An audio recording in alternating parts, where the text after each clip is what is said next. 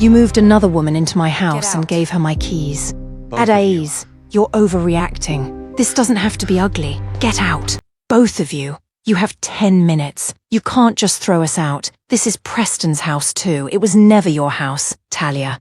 And it stopped being his the moment he handed you my keys. For 6 years, the people in this city who thought they knew me called me the quiet one. Preston Hale's wife.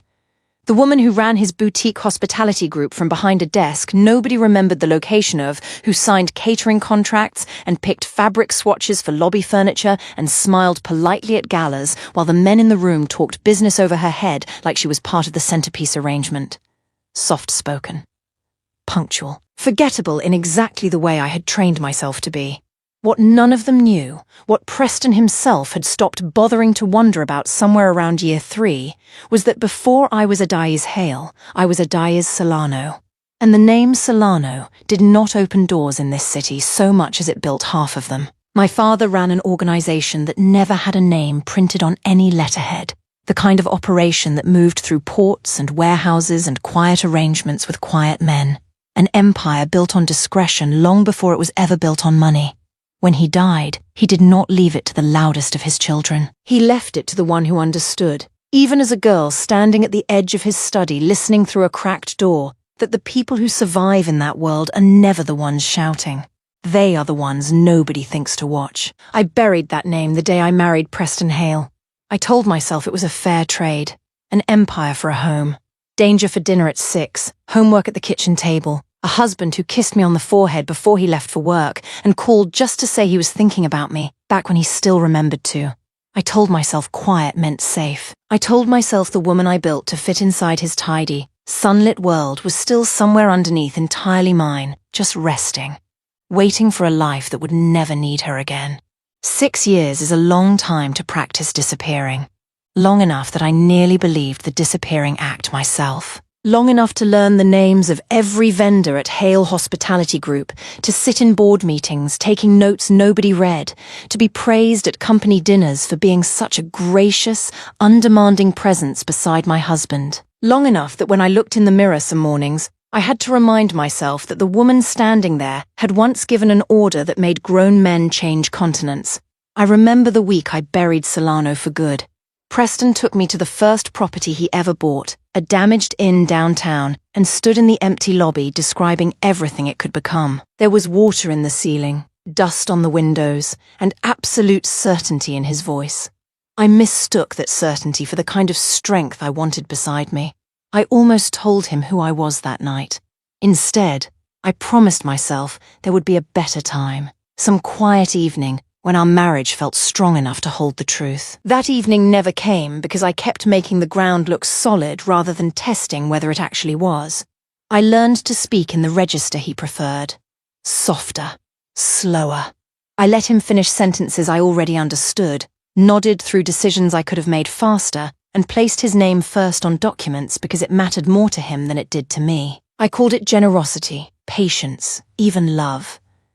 I believed a woman who inherited an empire built on fear owed the people she loved something gentler. I still believe that principle. I was simply wrong about who deserved it. The warnings were small enough to excuse one at a time. Preston introduced me at industry dinners as the wife who handled the softer side, like I had been selected to complete the room. By year 4, he stopped asking what I thought about expansion decisions, not from open cruelty, but from the quieter habit of treating a woman's judgment as decoration. He praised my calm whenever it benefited him and dismissed it whenever it challenged him. Then his workdays stretched later and later, and I chose to call it ambition rather than ask what or who was keeping him away. Tonight, I found out exactly what 6 years of my patience had been buying him. I came home from a supplier meeting to find a stranger's suitcase sitting open on the bench at the foot of my bed, its contents already halfway transferred into my closet, dresses on my hangers, a toothbrush in my bathroom cup. And when I came down the stairs, I heard her laugh first, bright and entitled, drifting out of my kitchen like she'd already decided which cabinets were hers. Talia Marsh, 28. Preston's new operations consultant, according to the company website. According to the way she was standing barefoot at my stove, stirring a pot of something in my grandmother's copper pan, her job description had clearly been renegotiated. Adaeze! Preston set down his glass like I was the one interrupting something. You're home early. It's my house, Preston. I don't need permission for the hours I keep in it. Talia turned around slowly, unhurried, the way people move when they've already decided they belong somewhere. She looked me over head to toe, the way you assess furniture you're about to replace. You must be the wife, she said, like the word itself was a formality she found slightly beneath her. Preston told me you basically run the back office. Very organized, very low-key. Low-key. As if I were a setting on a dimmer switch he'd turned down years ago and never bothered to adjust back up. I moved some of Talia's things in this week, Preston said, like it was a scheduling update instead of a detonation. She's been putting in long hours helping restructure the Riverside property. I gave her a key so she can come and go, and while she's here, she'll coordinate the household staff.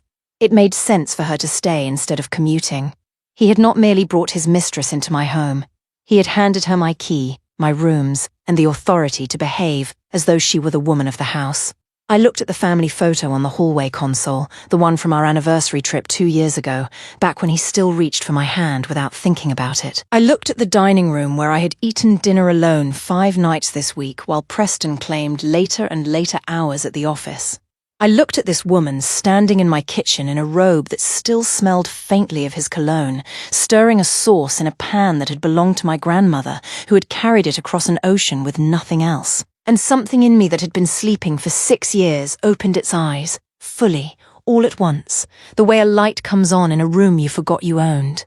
I felt it move through me, the way I imagine my father must have felt it, decades ago, standing in some warehouse office deciding who in the room was still worth his patience and who had just spent the last of it. I had been so careful for so long to keep that particular feeling folded away, tucked beneath the version of myself that picked out throw pillows and remembered anniversaries. It did not feel like rage when it finally surfaced. It felt like arriving somewhere I had been circling for years without letting myself land. 10 minutes, I said. My voice did not shake. It had not shaken in a very long time, not even when I wanted it to. Both of you. Pack whatever's actually yours and be off this property in 10 minutes, or I make a call that ends this a great deal less politely. Preston laughed, short and disbelieving, the laugh of a man who has never once in his life been told no by someone he underestimated. Adaeze, don't make a scene. We can talk about this like adults. I'm not making a scene, I said. I'm making a decision. There's a difference, and you're about to learn it. Talia set down the wooden spoon, wine-dark sauce dripping onto my counter, and crossed her arms like this was a negotiation she still believed she had leverage in. This is insane. You can't just kick me out of a house I've been invited into. You were invited by a man who doesn't actually own anything you're standing in, I said. Preston's name is on the mortgage documents because I let it be. 6 years ago, back when I still thought a marriage needed to look equal on paper to be equal in practice. I was wrong about a great many things that year. That was one of the smaller ones. Preston's smile faltered for the first time since I'd walked in.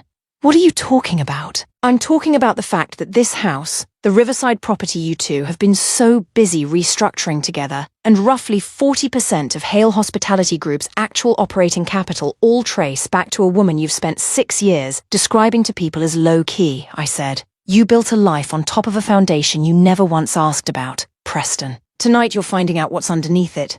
You're bluffing, he said, but something had already shifted behind his eyes, the particular flicker of a man recalculating a story he'd told himself for years. Preston, I said quietly, do you remember the woman my father used to be spoken about in rooms where men still lower their voices out of habit? Do you remember hearing the name Solano before you ever heard the name Adaeze attached to it? His face went the color of the countertop. The Solano family, he said slowly, like the words tasted wrong in his mouth. That whole operation folded years ago. Everyone said the daughter walked away from it completely. Everyone was supposed to say that, I said. I built that story myself, brick by brick, the same patient way my father built everything that mattered. Do you have any idea how much power you can hold on to, Preston, when the entire world has convinced itself you gave it up? Talia's confidence cracked first. Wait, what is she talking about? Preston, who is she? She's telling the truth, I said. before he could answer for me the way he'd been answering for me for 6 years. I'm the reason half this city's supply chains run through people who owe my family favors instead of banks. I'm the reason certain doors open for Hale hospitality that never should have opened for a boutique hotel group with Preston's resume. I let it happen quietly because I loved him more than I loved being seen. That ends tonight. You expect me to believe some housewife who does the flower arrangements is secretly running, Talia started, and I watched her own words die halfway out of her mouth as she looked at my face and, for the first time since I'd walked into my own kitchen, actually saw me. 9 minutes, I said. The clock didn't stop because you're confused. You don't scare me, Talia said, though her voice had climbed half an octave since the sentence started. Whatever games you people play, it doesn't change the fact that Preston chose me. He was already unhappy with you long before I ever walked into that office. That may be true, I said. Men are frequently unhappy in marriages they never bothered to actually show up for. That's a conversation between him and me. It has nothing to do with why you're leaving this house tonight. And if I don't? She lifted her chin, testing whether the bravado would hold. It wouldn't, and some smaller, more honest part of her already knew that. Then I stopped being the version of myself that simply asks, I said. I don't recommend finding out which version comes next. Preston stepped between us, hands raised like he was trying to referee a fight he had started and had no authority left to referee. Adaeze, this is exactly the theatrical response I'd expect if half of what you're claiming is even true. Nobody who actually has that kind of power needs to raise her voice in her own kitchen. I haven't raised my voice once, I said, and it was true. My voice had stayed level the entire time, flat and unhurried, the exact register my father used to use right before he made a decision nobody in the room could undo. That should tell you something, Preston. The people you actually need to be afraid of rarely sound afraid themselves. You're standing there acting like some kind of criminal mastermind over a work relationship that got complicated, he said. This is embarrassing. For both of us. It's embarrassing for one of us, I said. I'm simply the one who gets to walk away from it with her name intact. Preston tried a different tone, softer, the one he used to close deals worth 7 figures. Adaeze, honey, let's not do anything we'll regret. Whatever this is, whatever you're capable of, we built 6 years together. Let's talk this through like the people we actually are. I know exactly who I am, I said. That's always been the problem, Preston. You never once asked. He straightened his jacket, some old boardroom composure sliding back over his face like armor he kept pressed and ready. Fine, you're upset. I understand that. But you don't get to throw a grown woman out of a house at midnight over a misunderstanding. There's no misunderstanding, I said. You put her toothbrush in my bathroom. You hung her dresses in my closet. You told her I was low-key, meaning small, meaning easy to overwrite. You were wrong on every count. And now you get to live inside that wrongness for exactly as long as it takes you both to find the door. Talia grabbed her suitcase off the bench with hands that had started to shake, some instinct in her finally catching up to what her pride hadn't let her see yet.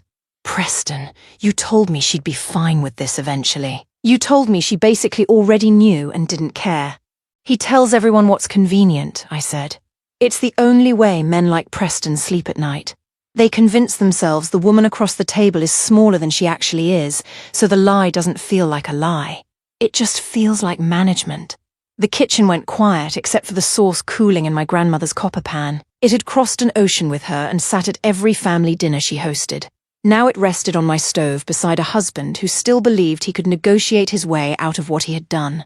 The copper caught the overhead light like a witness refusing to look away. I looked at Preston and felt my anger settle into something cleaner.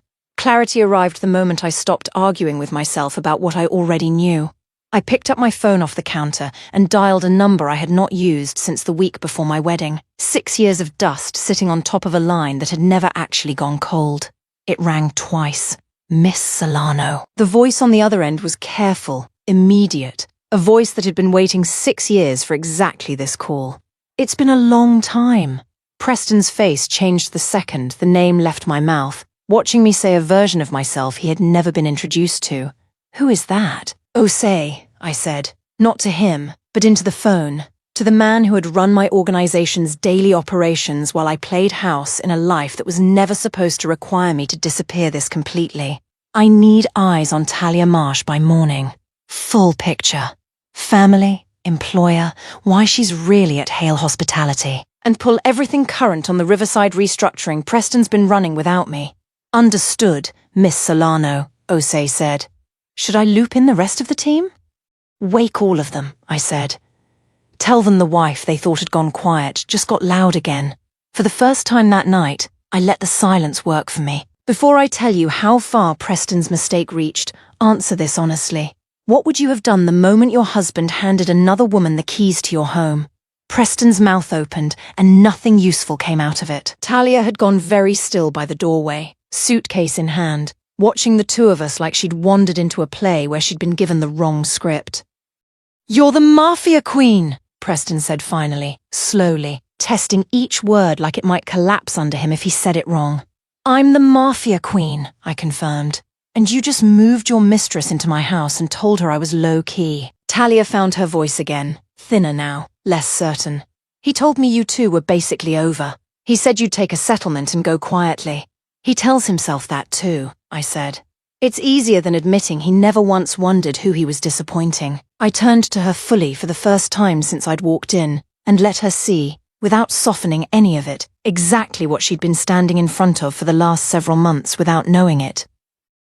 "You should leave now," I said. "Whatever he's promised you about your future here, understand that it was never his to give.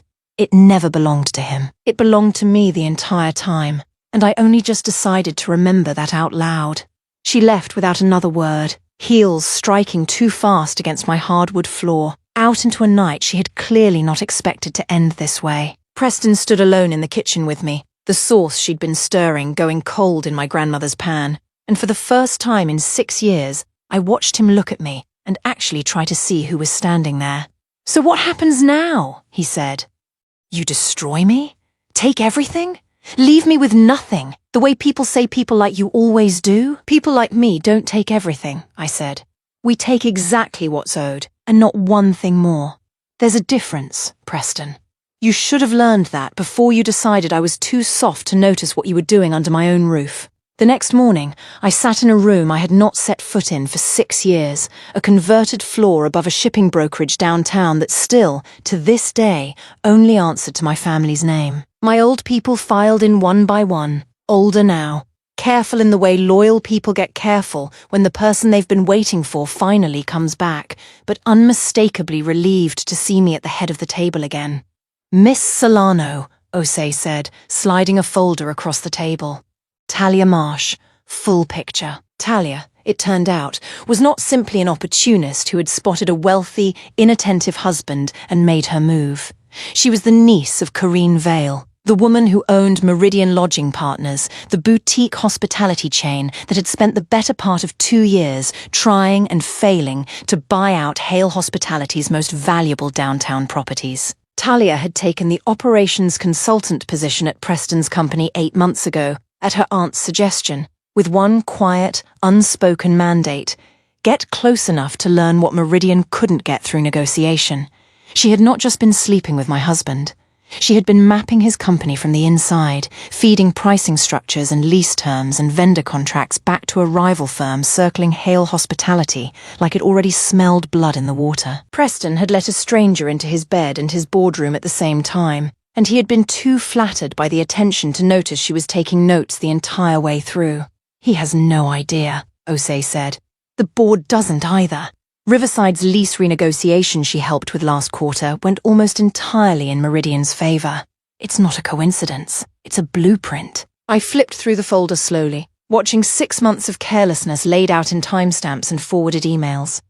Talia had started at Hale Hospitality as a contractor, brought in to modernize operations, a title vague enough to explain almost any level of access. Within 6 weeks, she had a badge to every property in the portfolio. Within 10, she was sitting in on vendor renegotiations that had nothing to do with her actual job description, taking notes Preston assumed were for his benefit. She used a personal email account for most of it, Adaeze said, routed through a domain registered to a shell address in her aunt's name. Not sophisticated. She never expected anyone to be looking, because as far as she knew, nobody with the resources to look was paying attention. That's the mistake almost everyone makes eventually, I said. They assume the absence of visible power means the absence of power altogether. There's more, Adaeze said, sliding a second folder across the table. Riverside isn't the only property she touched. She had partial access to the Lakeside financials for 2 months before Preston pulled her off that account for reasons that have nothing to do with security. He pulled her off because he wanted her closer to him personally, not because he suspected anything. If he'd left her on Lakeside another quarter, Meridian would have had enough to make a real offer on the whole portfolio, not just circle it. Something colder than anger settled over me, the stillness I remembered from watching my father receive dangerous news. Preston had not only been careless with our marriage, he had gambled with the livelihoods of everyone working under the Hale name. He had given access, trust, and confidential information to a woman interested in him only for what he could unknowingly place in her hands. "Does she know you're aware?" I asked. "Not yet," Adaeze said. "As far as she and her aunt know, everything is proceeding exactly as planned." "Good," I said. "Let it stay that way a little longer. I want to understand exactly how deep this runs before I decide how it ends, and I'd rather they walk into the gala believing they've already won." I sat with that for a long moment, watching the shape of my husband's carelessness laid out clean and total in front of me. "He didn't just betray me," I said finally. "He let someone walk a knife straight through the middle of everything he built, and he was too busy admiring her to feel it going in." Adaeze stayed after the others filed out, the way he used to when I was younger, and still learning how much weight a single decision could carry. He'd worked for my father for 11 years before he ever worked for me. And there was a version of him that still looked at me sometimes like the girl who used to sit outside her father's study door instead of the woman running a room full of people twice her age. "You don't have to do all of this tonight," he said. "You could take a week. Let the dust settle before you decide how far you want this to go." "I've had 6 years of letting the dust settle," I said. "I'm done waiting for it to decide anything for me." He studied me for a moment, the careful, appraising look of a man deciding whether the person in front of him is steady enough to trust with a decision this size. "Your father used to say the same thing, near the end. That patience was only a virtue up until the exact moment it started costing you something you couldn't get back. He was usually right about things like that." "He was," Adaeze agreed. "For what it's worth, Miss Solano, I never understood why you buried this life the way you did. But I understood it a little better tonight, watching you decide to dig it back up for a reason that actually mattered to you." When Adaeze left, I did not remain there rehearsing old pain.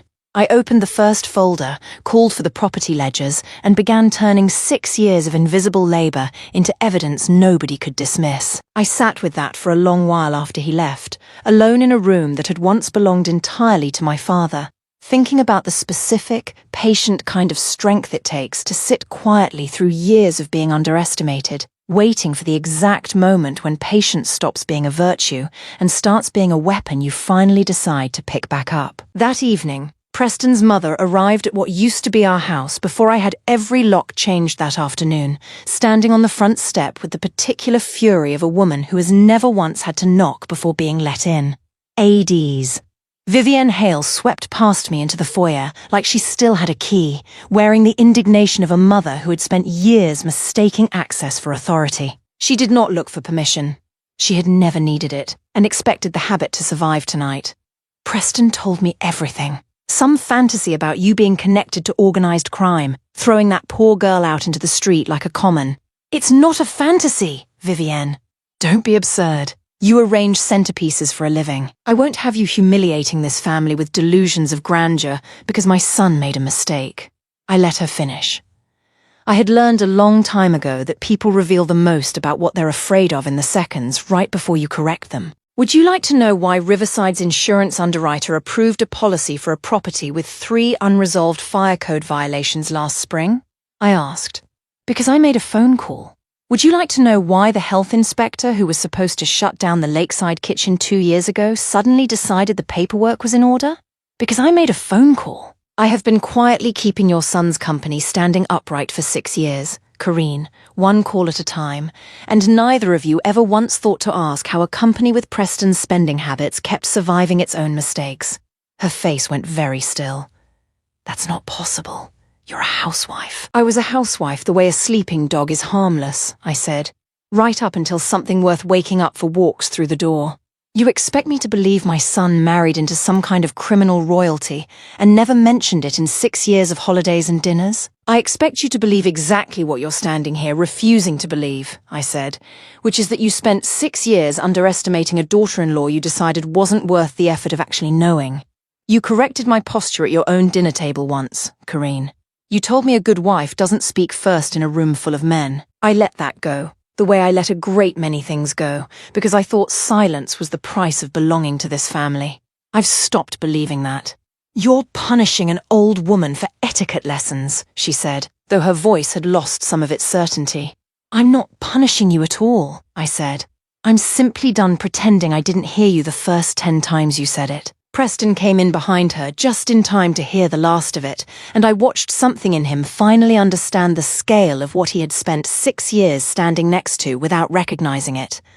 Mum, he said quietly, maybe we should go. Vivienne looked at her son, then at me, and for the first time since I'd known her, I watched a flicker of something that might have been the beginning of respect move across her face, unwilling and unspoken, but there. He tried the soft approach that night, the way men like him always eventually do, once the anger burns off and the arithmetic sets in. He found me in the small office I had converted from a guest room years ago, back when I still needed somewhere private to be the version of myself he never asked about. I've been thinking, he said, about us, about what you told me. I made a mistake with Talia, a stupid, selfish mistake, but that doesn't erase 6 years of marriage. You're right, I said. It doesn't erase it. It clarifies it. He sat across from me, close enough that I could still smell the ghost of her perfume on his shirt collar. What if we rebuilt something real? Your resources, my company, my name still means something in this city, Adaeze. Combine what you actually are with what I've built, and we wouldn't just be powerful. We'd be untouchable. There it was. Not remorse. Arithmetic. You're not asking me to stay because you love me, I said. You're asking because you finally understand what I'm worth, and you'd rather own half of it than lose all of it. I've spent my whole life around men who calculate love in terms of leverage, Preston. I recognize the math the second it starts. He didn't deny it. He just watched me, waiting to see which version of me would answer. The wife who had forgiven small cruelty after small cruelty for 6 years, or the woman who had just finished proving she never actually needed to. I'll give you one option, I said. You resign from Hale Hospitality's board within the week, publicly, citing personal reasons, and you walk away with your name still meaning something in rooms that don't know the whole story. Or you don't, and I let every vendor, every investor, and every reporter in this city learn exactly why Talia Marsh really had a desk 3 doors down from your office for 8 months. You'd really ruin your own husband's company over this. I built half of what's holding that company up, I said. I'm not ruining anything. I'm simply done propping it up quietly while you hand pieces of it to people who are only in your bed to steal the blueprints. He didn't re-sign that week. Men like Preston rarely take the door you leave open for them. They'd rather test how far the frame can bend before it breaks. Instead, 2 days later, Adaeze called to warn me that Preston had spent the weekend meeting privately with a business columnist who specialized in turning quiet corporate wars into loud public spectacles. He's trying to get ahead of the story, Adaeze said, painting himself as the victim of an unstable wife, trying to sabotage a company he built from nothing. He's planning to leak a version of it before the gala, get sympathy locked in before you can say a word. I almost laughed. He thinks making me sound unstable is going to save him. He's betting people don't want to believe a woman who arranges centerpieces for a living is the reason his company survived this long, Adaeze said. Respectable rooms don't like complicated stories. He's hoping they'll choose the simple one. He wasn't entirely wrong to try it. A simple story is always easier to swallow than a true one, and Preston had spent his whole career learning exactly which levers made rooms feel comfortable. What he hadn't learned, what men who inherit comfort instead of earning it through actual risk rarely learn, is that a lever only works on people who don't already know precisely what they're afraid of. I called the columnist myself the next morning. Miss Solano, she said, surprised when my assistant patched the call through directly. I wasn't expecting to hear from you before the piece even ran. You're writing a story about a marriage falling apart in public, I said. I'd rather you write an accurate one than a borrowed one. Mr. Hale described me as... I know what he described you as, she said, not unkindly. Ask me the questions you actually want answered instead, I told her, and she did. I answered every one of them plainly. My maiden name, 6 years of quietly propping up a company whose owner never once asked how it kept surviving its own mistakes. The 8 months Talia Marsh had spent gathering intelligence for a rival firm from inside Preston's own bed. I didn't dress any of it up, because the truth, laid out cleanly, rarely needs decoration to land harder than a rumour ever could. The piece ran 2 days before the gala, and it wasn't the story Preston had tried to plant. It wasn't about an unstable wife. It was about a man who had built a career on a foundation he never bothered to understand, and a woman who had quietly kept that foundation from collapsing for 6 years while he handed the blueprints to someone else entirely. 3 nights later, at the City Hospitality Association's gala, every developer, lender, investor, and hotel owner gathered beneath chandeliers bright enough to make borrowed reputations look permanent. Preston stood at the podium accepting the Hospitality Innovator of the Year award, smiling with the polished humility of a man who believed the article had wounded him but not finished him. He spoke about vision. He spoke about courage. He spoke about building something that would outlast any one person. From a table near the rear, I watched the board members applaud him with hands that had already begun to hesitate. The columnist's article sat open on several phones. At table 9, Corinne Vale kept one hand around the stem of her champagne glass and the other resting near Talia's wrist, as though physical contact could keep her niece from panicking. Talia avoided looking in my direction entirely. Preston ended his speech by thanking the people who had believed in him when Hale hospitality was only an idea. That was when I stood. The applause thinned unevenly. Preston saw me before most of the room did, and the expression that crossed his face was not surprise. It was recognition. He understood, finally, that the woman he had spent years treating like background had chosen the exact room where background became evidence. I'd like to add one name to Mr. Hale's list of people who kept his vision alive, I said. The association president, Malcolm Reed, remained beside the podium with the award still in his hands. He looked toward Preston, then toward me. Miss Solano, this is not part of the program. No, I said, but neither was corporate espionage. The room went still. Preston leaned toward the microphone. Adaeze, not here. You chose here, I said. You accepted an award for innovation in front of the same people whose trust you endangered. I am only making sure they know what they are applauding. I walked toward the stage without rushing. Adaeze remained near the rear doors with 2 members of my legal team, not as a threat, but as a reminder that I had arrived prepared. In my hand was a slim black folder containing the Riverside lease revisions, Talia's forwarded emails, the CFO's unanswered warnings, and the ownership records connecting the operating capital of Hale Hospitality to Solano-controlled entities. I placed the folder on the edge of the podium. For 6 years, I said, turning toward the room. Hale Hospitality survived 3 cash flow emergencies, 2 threatened closures, and a failed expansion that should have taken the company down. Each time, the crisis disappeared quietly. Vendors extended terms they had refused to extend. Underwriters approved coverage after objections. Investors stayed when the numbers gave them every reason to leave. A few faces shifted toward Preston. Mr. Hale allowed people to believe those rescues came from his relationships. They did not. They came through mine. I did not correct the story because I believed protecting my husband mattered more than receiving credit. That was loyalty. What followed was not. Preston reached for the folder. I placed one hand over it. Do not touch what you never bothered to read. The words landed harder than a shout. I opened the folder and held up the first set of documents. 8 months ago, Talia Marsh entered Hale Hospitality as an operations consultant. Within 10 weeks, she had access to vendor pricing, property leases, and acquisition forecasts far beyond her role. Those records were forwarded through a private domain, registered to an address connected to Corinne Vale, principal owner of Meridian Lodging Partners. All eyes moved to Table 9. Corinne Vale stood. This is defamatory. Then you will welcome independent verification, I said. The domain registration, forwarding logs, and Riverside revisions are already in the possession of Hale's outside counsel. Talia turned toward her aunt so sharply that her chair struck the table behind her. "You said it was market research." Corinne's expression tightened. "Sit down." That single command told the room more than denial ever could. Preston gripped the podium. "This is a personal dispute being dressed up as business." A man at table 6 rose before I could answer. Elliot Mercer, Hale Hospitality's chief financial officer, looked as though he had been carrying the decision to speak for months. "It is business," he said. I flagged the Riverside changes twice. Mr. Hale instructed me to stop reviewing Miss Marsh's access because he trusted her judgment. The silence changed. It was no longer curiosity. It was judgment. Malcolm Reed slowly lowered the award from Preston's reach. "Until the association can review these allegations," he said, "the award will not be presented." Preston stared at him. "You cannot do that."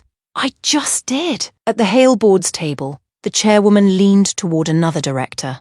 They spoke briefly, then she stood. "Mr. Hale," she said, "effective immediately. The board is calling an emergency session. Pending review, your authority over company accounts, vendor negotiations, and property transactions is suspended." The room erupted into murmurs. For 6 years, Preston had entered rooms expecting his name to arrive before him. Now I watched the name remain while the authority underneath it disappeared. Corinne Vale moved toward the aisle. Ose did not block her. He did not need to. 2 Meridian investors had already risen from their table and stepped away from her, both speaking urgently into their phones. Talia looked at Preston. "You said she had nothing to do with the company." He had no answer because every answer required him to admit that he had never known. I turned to the room one last time.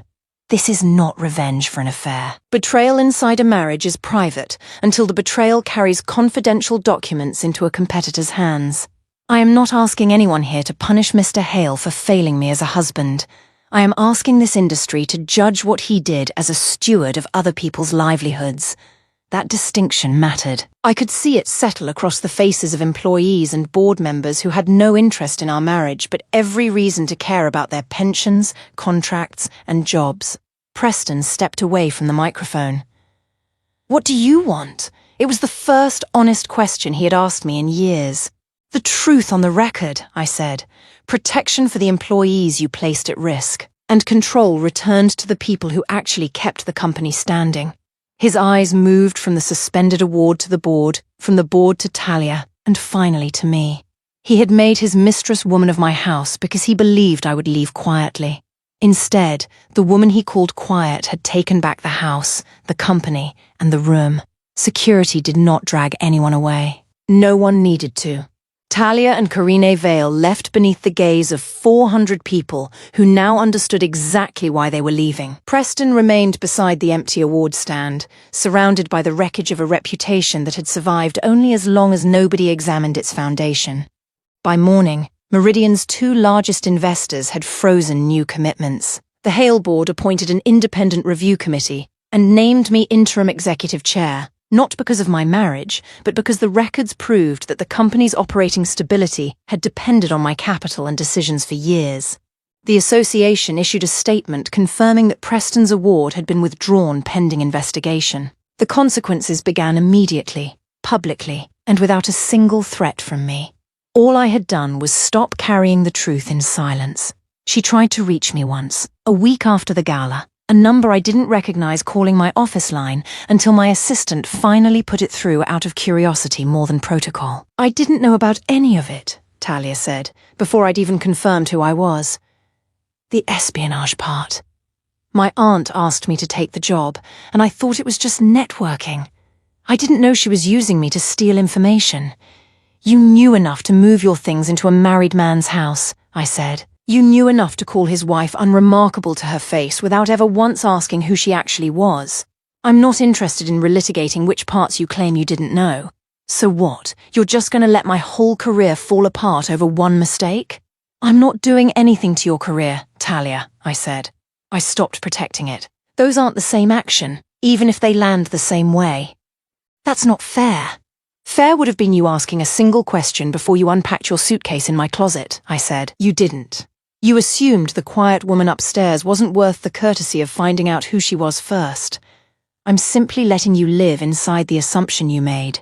She was quiet for a long moment on the other end of the line. He told me you'd be gone by the time I got there, that you already knew and didn't care. He tells everyone what's convenient, I said. You believed him because it was easier than asking the harder question, which is what kind of man hands you a story that's convenient in the first place? That's not really my failure to fix, Talia. It's yours to sit with. Talia's punishment was smaller in scale and just as complete. I did not need to spread the story. I only stopped shielding her from its consequences. Hospitality groups that had once considered hiring her learned why she had really spent 8 months inside Hale Hospitality. Nobody wanted a consultant associated with corporate espionage carried out through an affair with a married executive. Her aunt, watching Meridian collapse under public scrutiny, cut Talia off rather than risk further damage. Within 3 months, she left the city for a junior position 2 states away, in a market where nobody recognized her name and nobody trusted her with anything more sensitive than schedules, routine reports, or basic administrative access. She had wanted ownership. She left with supervision. She had wanted to steal a company. She left with nothing but the specific, permanent knowledge that the quiet wife she'd dismissed as furniture had been the reason she'd never get to steal anything again. Preston resigned from Hale Hospitality's board 2 weeks after the gala, not because I forced the paperwork, but because there was nothing left standing behind him once the room understood exactly whose foundation his company had been built on. His name stayed on the door for a while longer, the way old names sometimes linger past their usefulness, a courtesy I extended not for his sake but for the employees who had built honest careers inside a company they had no part in his failures. He came to see me one last time, at the house that was, by every practical measure, entirely mine now. The locks all changed, the deed already quietly transferred back into the name I had buried 6 years ago and finally dug back up. I lost everything, he said. The board's respect. Half my friends stopped returning calls the week the story broke. You lost a version of yourself that was never actually real, I said. The rest is still yours to rebuild if you decide you want to. Do you hate me? He asked. I thought about it honestly, the way I had not let myself think about anything honestly for 6 long years. No, I said. I think you married a woman you never once bothered to actually meet. That's not hatred, Preston. That's just a very expensive kind of carelessness, and you're the only one who has to live inside the cost of it now. Would it have been different, he asked, if I'd known who you really were from the start? I don't know, I said, but you'll never get to find out, because you didn't respect the woman you thought I was enough to stay faithful to her. Knowing my last name wouldn't have fixed that.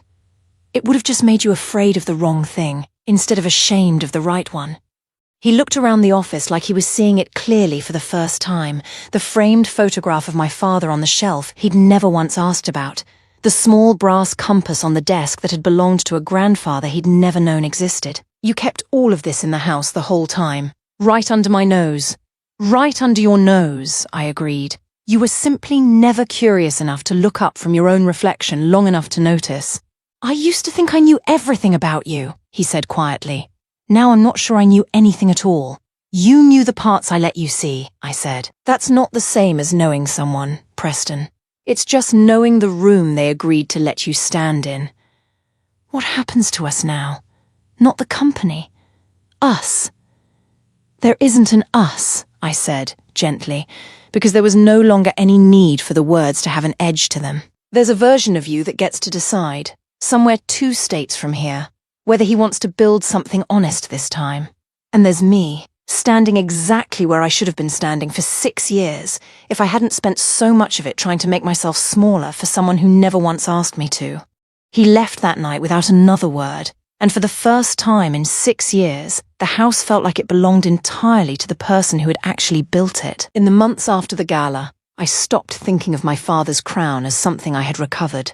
Recovery suggested it had been taken. It had not. I set it down because I believed love required a woman to become smaller. The kitchen confrontation taught me otherwise. Real love would never have asked me to disappear. The divorce became final without spectacle. The independent review continued, the board rebuilt itself, and Hale Hospitality's employees kept showing up while I decided what the company should become after the truth. I returned to meetings under my own name, determined that the people affected by Preston's choices would not be abandoned with him. By summer, Hale's name above Riverside was finally ready to come down. I watched workers remove each brass letter, knowing the real ending would not be his fall. It would be what I built next, openly. 1 year later, I stood beneath the new brass letters above the entrance of the hotel, once known as Hale Riverside, Solano House. The lobby was full, but not with people waiting to see whether I would fail. Employees who had survived the investigation stood beside vendors who had once extended credit because I asked them to. The association president attended without an award in his hands. Elliot Mercer, now Chief Operating Officer, moved through the room introducing staff members by name rather than by title. Adaeze stood near the staircase, watching everything with the quiet satisfaction of a man who had spent 6 years keeping a seat open. Hale hospitality had not collapsed. I refused to let innocent employees pay for Preston's carelessness. We removed the directors who had ignored warnings, rebuilt the compliance systems, restored the Riverside contracts, and folded the strongest properties into Solano House Group. The company no longer survived through secret rescues. Its books finally reflected who was carrying the weight. Vivienne Hale arrived shortly before the ribbon cutting. She paused beneath the new name, then handed me a small velvet box. Inside was the key Preston had given Talia. "I found it among his things," she said. "It belongs to you. It doesn't open anything anymore." "I know." She looked toward the lobby. I suppose that is the point. It was the nearest she had ever come to an apology.